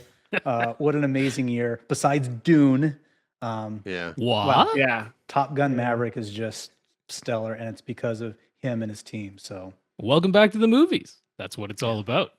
Yeah. So we had written down a couple of roundtable topics we could get to, but we're trying to keep this at a reasonable running time so that Tom doesn't turn into a pumpkin pie and DJ is, able to keep looking at the screen without too much physical pain. So I'm going to win the unofficial bet I had behind the scenes with DJ, because there's no way we're doing two individual roundtable topics at this point. I'm just going to distill it down. And really quickly, I just wanted to get everyone's quick input. We are all undoubtedly thankful for our home theaters. We'd love to see anybody with a passing interest in watching TV and movies or listening to music in really good quality at home to be able to have their own home theater, whatever form that might take, from the least expensive setup to the most expensive setup, whatever it is, wherever you fall budget-wise, we don't care. We just want to be able to welcome more people to this community, have people be happy with the experiences that they're having at home. That's really what all of us here are about and what we're all excited about. But I just kind of want to get everybody's taste of, like, state of the union. What do we think is the state of home theater today? How are we feeling about it? Are we optimistic about it? Are there things that we think need to be corrected just out in the home theater world as a whole general? How are we feeling about it? Why don't we just go to Andrew first? We didn't talk to him that long ago, but I always feel like, I'm looking at that blank screen and he's so darn quiet in the background. So what's our overall take on where is home theater today? Well, I still see a lot of gatekeeping in the home theater, and I think it's because you have a lot of people that say that you can't have a home theater unless it's perfect. So you have to have, the perfect positioning. You have to have the perfect, you have to have the perfect panel. You have to have the perfect sound. And I didn't start there at all. I started with, I started with VHS. used. Well, I did, but I started when I got back into it. I started with used speakers. I started small. I knew I couldn't have everything I want, so I got some used speakers. I got a refurbished AVR. Everything I had was used, and then I slowly started to upgrade as I could. But I found that there was a lot of gatekeeping. That when I would ask a question on one of these forums, it would be well, you can't do that because you don't have the perfect placement. So it would really discourage me from doing that. So that discouraged me a bit. And then I found you guys, and ironically, I found you guys on Reddit. Because I had asked about, because I'm a huge podcast person. So I said, are there any AV podcasts that you guys recommend? And someone said, listen to these guys, AV Rant. And that's sort of how I started. And that's where I kind of got my everything kind of turned around, because, you were like, all right, so you don't have the perfect setup, but let's make it the best we can for you folks. So you have this much for a television. Well, okay, so you can't afford OLED. So let's go with this one. This is the best one you can get for your dollar. So I think that I'm seeing a reversal of that. I'm seeing more and more positive things coming out where it's fighting some of that negativity, and you're seeing the gatekeeping going away a bit. You're always going to have it. But I'm seeing it more accessible with some of the podcasts you're seeing coming out there that are saying, let's get out, let's enjoy this. Let's make the most of the spaces we have. Let's not worry about perfection. Let's try and get the best we can for your dollar, but let's not discourage you from getting in there. And so, I went from feeling pretty negative about it to fairly positive about it. And again, writing has helped me, because my entire slant is writing for the beginner, because I still feel like I'm the beginner in this whole thing. So I write everything for the beginner to say, okay, here's what you absolutely need. Here's how you can make this thing, better. Does this really matter? No, it probably doesn't. So I think we're seeing it getting better. And I keep saying this, you're always going to have negativity, but I'm seeing more positives come out of this. And now that you have more people getting into home theater through the pandemic, there are more people that are saying, you know what, I'm really enjoying this. And there's more voices getting together collectively and not being negative. Very nice. Lee, how about you? What's your take? Where do you see home theater these days? It's related to what Andrew said, and a little bit related to what Tom said a little while ago about sound bars. That I'm always very interested in, can I get people to get into this, to enjoy movies more? And when you're in this world of audio, video, and home theater, you lose perspective sometimes about just what large percentage of the population has no idea anything. They just have a TV. So many people just have a TV. And if I can just get somebody to at least get a sound bar, it used to be the home theater in a box. At least do that. I'll help you run the wires, but at least get a sound bar with the little separate, I won't even call it a woofer, bass unit. That if I can just get somebody into that, because so many people just, they don't get the audio side of it. Lots of people are getting into bigger and better TVs because that's getting cheaper and it's more common. You can go to Best Buy for $600, get a pretty amazing 65-inch or even bigger TV. But it's the audio. And I get frustrated because of all of our friends and family whose homes we go to, I can only think of one who also has what you would call a home theater with like really good speakers and a subwoofer and a nice television that it all works together. Because audio is half the experience when you're watching a movie. So the state of the home theater world is good, but we still need to figure out a way to bust people out of that paradigm of just a television. And I hope it's sound bars. There is a taste of good sound in some sound bars, even a cheap one. I mentioned my mom earlier in the podcast, and that's one of that was last year's gift, was a sound bar and little bass unit, because her little home theater in a box broke, and she loves it. And she got confused one time. It changed inputs on her, and the sound wasn't. It was the end of the world. Like she got to get her good sound back. So once you get into it and you get a taste of it and you realize how important the sound is. So that's what I'm focusing on, is just, can I get people who only have a TV to at least get something? Even if you go to a pawn shop, buy a stereo receiver and just get a 2.1 system, something. let's get you into good sound. So that's what I'm focusing on probably in the coming years, getting more of my friends and family to go get things. Get That'd into be this. nice. Yeah. I'm going to piggyback right off the back of that because I had a pretty similar thought, which is that I think on the video side of things, we're in a really good place right now. Like we've got like TCL's 6 Series 85-inch TV is down to $1,800 for Black Friday. Like that's an 85-inch, Yeah. darn good mini LED backlit, full array local dimming, beautiful, supports every flavor of HDR television for $1,800 for 85-inch screen size. Like that's getting into, hey, that's proper movie watching if you're, sitting at a 8-foot distance, and then sticking with TCL, they got their 98-inch, which is down to $5,000 now. Who thought you could get a 98-inch flat panel? Again, mini LED, full array local dimming, all the flavors of HDR. $5,000 is not chump change, but my goodness, is it no longer $20,000? This is now within the realm of, maybe I could save up and get myself a 98-inch flat panel. Does it fit through a normal front door? This is probably the biggest problem by now. You've got to take that thing up a flight of stairs. That's going to be an issue.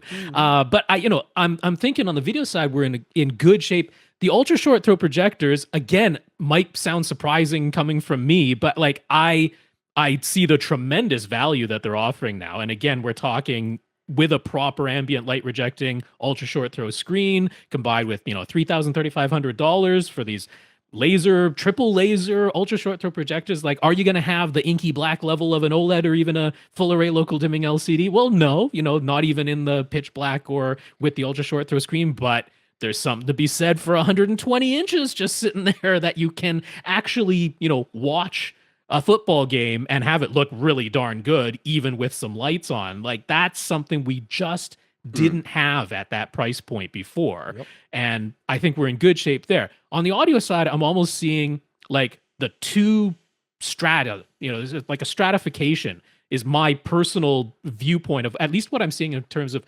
products that are being announced. Because it seems like on the high end, it's getting more expensive. We're not seeing the like really top tier components being put into new but affordable speakers. These speakers are coming out. They're really nice components. I'm sure they sound fantastic. They look fantastic, but they're getting like really pricey. And then on the bottom end, like I love seeing Monoprice bringing out like ever less expensive monolith speakers that still measure really well, but I can't exactly say the aesthetics are winning any awards. They're very plain black boxes. And it's like, there's like Yamo that looks kind of nice in the very affordable range. And then there's Monoprice that's very affordable, but not terribly good looking. And I'm like, where are the good looking, compact, nobody's going to complain about their looks, still good performers at the low end? And then where's all the middle gone? That's almost where I'm feeling in terms of speakers. But when it comes to sound bars, I'm not a big fan. I'm going to hand this off to Tom because I'm going to prompt him with something that I think he might have was going to maybe talk about, which is like the self-powered speakers and nicer versions of them. And it's like, maybe that's the next step. You go soundbar, you want even better. Now you got some really nice self-powered speaker versions. Tom? Right. So, of course, we all kind of agree what's going on with the home theater and TVs and stuff is generally been going in a pretty good direction. TVs are finally getting to the point where those gatekeepers that Andrew was talking about, who want to keep people out, can no longer say, "Oh, you can't have. It's not a home theater because you don't have a projector." It's like I got a 98-inch or 95-inch flat panel, dude. Shut up. It's big enough. It's big enough. It is as big as your stupid screen. It's big enough. So we're seeing a good direction here. I do like, and prices have been kind of wonky on this, though. There are some good options out there. The self-powered speakers, and I think that's sort of like the intermediate step for people who want to go past the sound bar but can't fathom having placing speakers around their room, and it's just something that people have to get over, unfortunately. And it's just physics. You have to have you have to have a speaker behind you to have the sound come from behind you. I don't care what phase tricks or bouncing around the room tricks they try to use. Nothing beats having a physical speaker there. But sometimes they just want to have better sound, and sound bar's not doing it.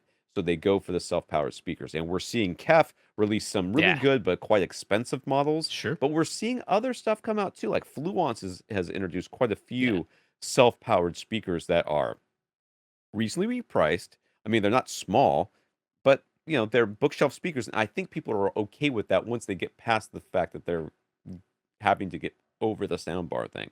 It's Well, if I having the have to put a convenience speaker- too, right? Like having the HDMI input on them, having all the streaming services built into them. Like Yeah. it's putting it all in that one package with one plug. Yeah, That's you right. gotta like that.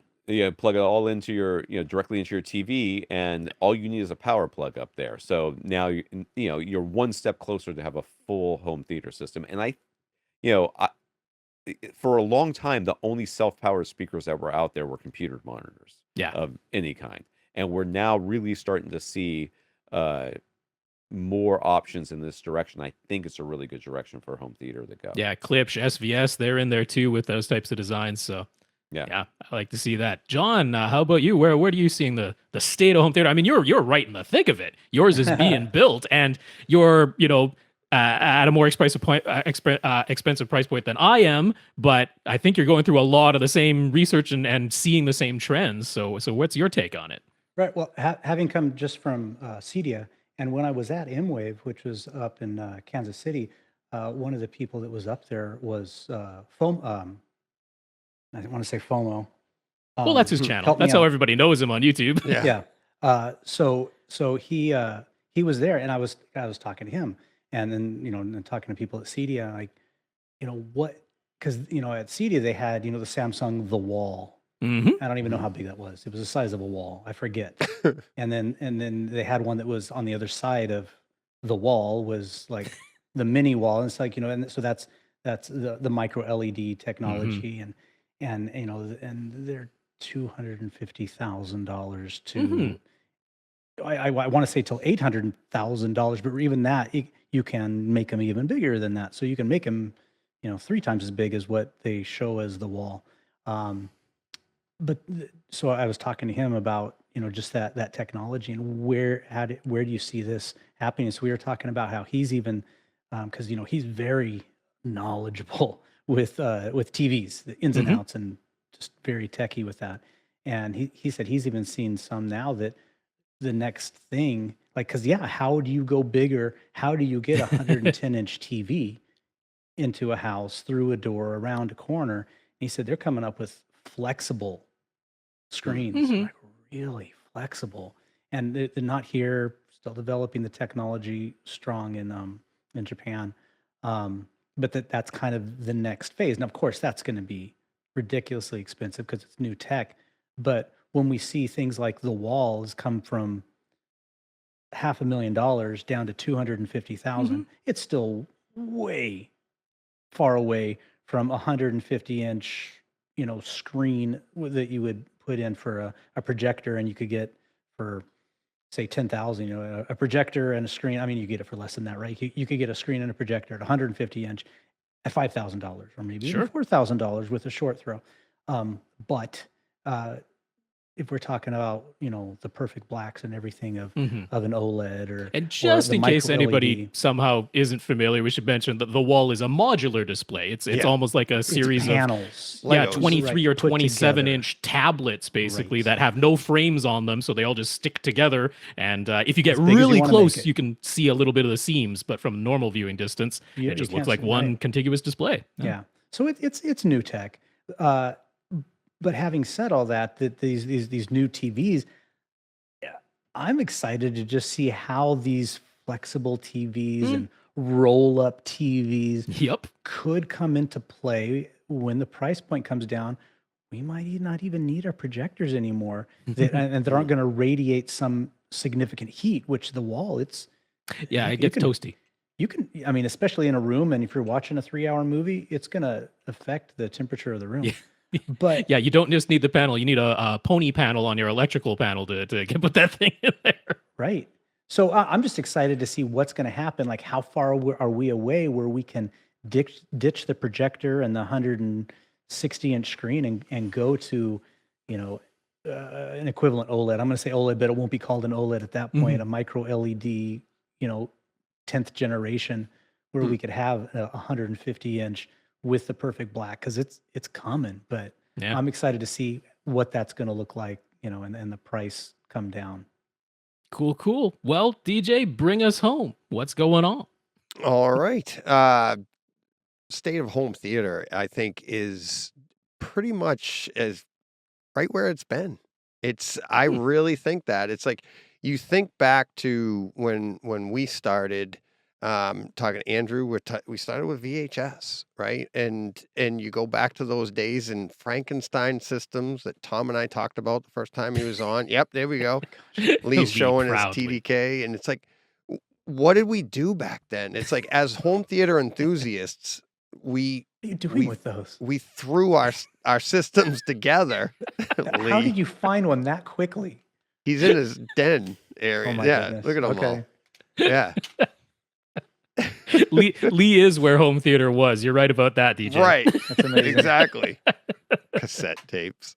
But we All right here, ready to go. there you go. The next So- great comeback. So that's good. So we built those systems. We started with the crappiest of displays. I mean, back then, if you could get to 32 inches, you were a 32-inch screen. That was a display. That was your home theater. That was considered a home theater screen. And now we're talking, I mean, the stuff that everybody here has been talking about, 98 inches for $5,000. Yeah. Or not only that, you can get a 65-inch for like $200, Yeah. right? I mean, and that people ask me, what should I get for a display? Like, what's your budget? I don't, and that's it. And I'm like, here, get the biggest that you can get when you're starting Yeah. out, right? For a flat panel, yeah. For anything, when you get going in this, just start out, and then you're gonna learn as you go. And I think that's what people are doing. As far as like, I almost like, I felt bad for you, Lee, when you're saying like you want to get people into it, and Yeah. I've been there, and I've been there in other hobbies as well, where we just have so much passion for it that we want others to feel that. I've stopped doing that. I've had to learn when to give up. Yeah. Right, and it's It's just like tough. So, sometimes you're is. just not going to make progress. with it somebody. is, and it's like what I've found is over the years is when people, more and more people, and this I don't do those forums anymore. I don't do Reddit, and I'll go there every now and then. Like I'll see Tom will mention something on the show, and I'll be like, oh, I got to go back there and check these out, and I go there for the comic relief because it is filled with people that are passionate, but their knowledge is misguided, and they're trying to get people. They were doing what like you were saying, Lee. Is like, I want to get people to this system, and I want to get them to. I'm like, it's either there or it's not, and it's like Right. think about something that you don't like, that somebody else does like, and no matter what they say to you, they're not going to get you to do it. I Sure. can't. You know what I mean? And Yeah, that's gasoline cars. How about that? there you go. Right. It's like, and Yeah, it's time to start wrapping up. Tom's going to explode. Yeah, I did there that you just go. for Tom. yeah, That's right. but It was time for him to get a higher heart rate just now. so I Ah. think home theater's doing well. I think it's a niche thing, and I think it's growing. I think our podcasts are helping bring people together that are like-minded. You guys have been educating for years and years, and you're a product. Your opinions on things are a product of that. It's like you've been helping people grow their systems for so long, and now people are getting better systems, and that's part of what this hobby is all about. It's nobody wants to stay like stagnant. You're always looking for the next best thing. And that's what we're talking about here is we're just like, oh, what are we seeing next? Rob, you're looking forward to those new TVs, and it's like, and Tom's like happy that we're not doing home theater in the box. And what are we all talking about? Every single time, it's the evolution. And I think it's always evolving. It always will be. And now, like, John said earlier, the community, we've cultivated this community into people that are as passionate, but not as misguided. right? We don't know everything. Nobody knows There's everything. no chance of that. But we all respect everybody else's opinions. And I think that's what's a lot of Also fun. Speak for yourself, but go on. What's that? well put, DJ. And we Yeah. want to welcome more people into it. And we have gone over the allotted time that we set for ourselves, but I think we managed just fine. And this has Still been early for my show. Yeah, that's DJ, right. That's DJ. right. Yeah, no, And DJ we're and not I, even hitting the 2-hour club. We've gone I've three. been on enough of DJ's. This is like we're not even at the midway point here. No. DJ, I'm just real quick. Lee likes these lower budget sci-fi movies. Should we tell him? Should we tell him, DJ? Yeah. Tell me what I need to know. Have you seen I'm ready this to one? make notes. Go ahead. Go ahead, tell him. The P, I forget the name of it. Predestination is. with Ethan Hawke. Okay. Okay. Have you seen I that? think that's- exciting. Has Lee, anybody that's your seen next it? movie? When was that? How old a movie is that? 2014. 2014. Okay. Yeah. So I won't tell you anything other than No, I don't want to know a thing, good or bad. I don't. No. That You're makes gonna it fun. I'll go you are watch one. going- If it's terrible, I don't care. It sounds great. you're gonna like it. All right. Yeah. Okie doke. Yeah. Has Well, anybody folks- else here seen that? Nope. Go watch Hadn't it, even guys. heard of it. Gonna Wow. look that up. You right, gotta check it right out. now after this podcast. Andrew? I don't know. It sounds familiar. I'm sure I watched it. You're gonna watch it, and then you're gonna watch it again, Yeah, you are. really quick. Yep. Alrighty, folks. Well, we have been thankful everywhere all at once for yet another year. Been a fun time here. Before we wrap up completely, if folks want to get in touch with us, want to let them know how to do that, Tom, why don't you let folks know how to get in touch with the AV Rant crew? Well, of course, you can go to avrant.com and find our podcast there. We're also available on Facebook at facebook.com/AVRant Podcast and youtube.com/AVRant. YouTube, we record our sessions, Rob and I. It's really the only reason we're putting it up there is because it's convenient to do so. So if you like to see the pictures as we are talking about people's theaters, because all we do is answer home theater questions from our listeners about equipment or setup or placement and all those other things.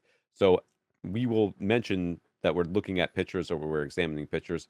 You can follow along if you go to our show notes. You'll find a Flickr album to follow along. But if you don't want to have to do that manually, just go to youtube.com/AVRant, where our YouTube videos will have the pictures along with them. And if you want to contact us directly, it's rob@avrant.com. My Twitter, we don't do Twitter anymore. So it's and my my email is tom@avrant.com. Yeah, I'll just piggyback on there. I'm trying to encourage folks to give Hive a try. Hive Social, which seems like the most Twitter-like, except that it's going through growing pains and all that. They got a gazillion people signing up all at once. But I'm at First Reflect everywhere. At First Reflect, FIRSTREF. LECT. So whatever social media you're on, give that a search, and if I'm there, you'll find me because I try to reserve that handle everywhere. So that's an easy way to get in touch with Rob. How about Lee, our other member of our AV Rant recording crew? Sometimes I'm still hanging on Twitter for now. I'm going to create an account on these other things because I like to be everywhere. But see, I got to come up with a clever name, right? That gets difficult. I'm Lee Overtweet on Twitter, so that's kind of fun. And now I've got to figure out what I'm going to be. What am I going to be? Lee Overtoot on Mastodon? It makes no sense. Right? Am I going to be? What was the suggestion from DJ? I mean, told Buzz. me to be. It seems like we're going with Leehive. buzzes for Hive. Lee Hive on Hive. Oh yeah, Lee. Yeah. Lee Get Hive the sounds like buzz. Beehive. Yeah. Yeah. But I should be Lee Overhive. I don't know. It's just too much thinking. Why do So we I'm keep just having him on our podcast? I don't know. Why? like it's Can you almost hear 10 these years jokes? now. These are the jokes. that And he how brings? does he not have a Lee@avrant.com email address? For real? Ask The Andrew why I never mysteries. finished setting up the Andrew at AV Gadgets email that I should have set up for him. I had it. I mean- I think we had it halfway done and I forgot about it. I so- should get the AV Rant Gold watch by now. I don't know. I at don't- least should get the email Where's, address. look at this watch I'm wearing here. You see Nothing. that? That is Is that smiley that is- faces? This is from a climbing competition I was at in Alabama where I was not visiting Lee. Thank you Which very is much. a little upsetting. Little bit upsetting. mention of Andrew there. Andrew used to be on Twitter. I couldn't DM him anymore to even organize this get-together podcast because it seems like he's skedaddled off of that service, which I don't blame you, Andrew. But is there a way for people to get in touch with you? Not really. If you need to get a hold of me, I pretty much stay off socials completely. What's your phone number, Andrew? Yeah, phone number, there you go. If you do need to find any of my stuff, you can just look up my name on AV Gadgets, and I'll come up as a contributing author, and it'll show all of my pieces. And I think that we are working on getting an email I'm sending through you a AV Gadgets. test email to see if it works. I need to be able to talk to him. We got to talk about VHS. I'll email you my personal, Lee. All right, let's do that. Yeah. That'll work. No. So if you need to get in contact with Andrew, until I get his, it will someday be andrew@avgadgets.com when I finish it. Yeah, the That's email my addresses bad. just can't be set up. This is not a technology we've developed yet. This is highly not- experimental. I set up home theaters. I don't set up email addresses. Actually, but I just until got your then, email, just Tom. CC me at Tom@AVGadgets, and I'll make sure that Andrew gets the information. Well, DJ, why don't you let folks know all about Brightside Home Theater Podcast in case they aren't already familiar, and the contact info over there. You could find all the links to YouTube, all the other ones, all the other podcast platforms at my website, brightsidehometheater.com. I am still on Twitter. I'm on Hive. I'm on Mastodon. I've joined, same thing, same as Yeah. Rob, jumped over. Get your handle. That's all it's really Get your about. handle, and everything is at, Brightside HT. Okay. So, and, but yeah, still sticking around on Twitter because that seems to be where everybody is for the most part. All the other ones are like that scene in Everything Everywhere All at Once of the two rocks talking to each other. Yeah. Haven't seen it yet. All I can ever think with Twitter is the line from Josie and the Pussycats, where she's just the villain is whining. It's just like everybody's already here. Yeah. Well, that's what that's pretty much what Twitter is. Everything Everywhere All at Once, and then all the other ones are those rocks. And it's Yeah. pretty much just that's the analogy of social media right now. But yeah, and you can email me at dj@brightsidehometheater.com. And yeah, and same with I don't know, John, what do you want? Do you want to give out your email or Well, I don't have a podcast. Yeah, so no, but you're I on. don't What do you think- want, Hey, buddy? next steps in your home theater journey, John. Next steps. yeah, Yep. I interact a lot with DJ's YouTube / on Twitter. So if anyone has any questions or anything, you can usually find me through DJ's channels of communication as well. So that's Okay. probably the easiest way. Well, we are very thankful to be here for another year. We hope that you, the listeners, have been thankful to share this time with us and come in once again, get this cross podcast event going. Happens once a year. You got to mark it on your calendars and be ready for it to come. Hope you've looked forward to it. Hope you've enjoyed it. So I'll just say on behalf of John, Andrew, Lee, Tom, DJ, and myself, Rob H., we're all very appreciative that you're part of this home theater community. We hope we welcome more and more people into it with us. So I'll just Thank you, say for guys. now, Thank hey, go push play. And stay in and listen to something.